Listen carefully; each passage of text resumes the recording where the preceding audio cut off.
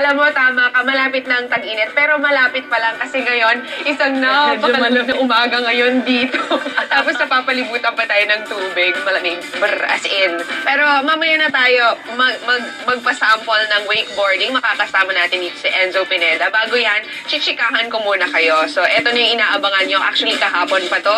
Balik primetime na nga si Kapuso Primetime King Ding Dong Dante sa pinakabago niyang soap na Parikoy. First time niyang gaganap bilang isang pare. At ayon kay Dong, thankful siya na nabigyan ng ganitong exciting na proyekto. Marami din daw na mapupulot na aral sa storya nito. Powerhouse ang cast ng Parikoy. Nariyan sina Sunshine Dizon, Gabby Eigenman, Jillian Ward at marami pang iba. Mapapanood po ang pilot episode nito sa Lunes na, March 9, pagkatapos ng 24 oras.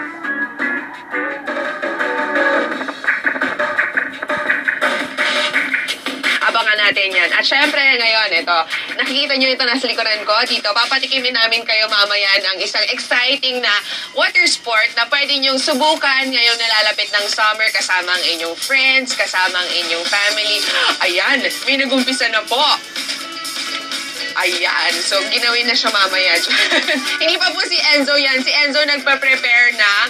Mamaya sasalang na rin siya. Kukumustahin natin sa kumusta ang preparation niya dyan. So, meanwhile, back to studio muna tayo.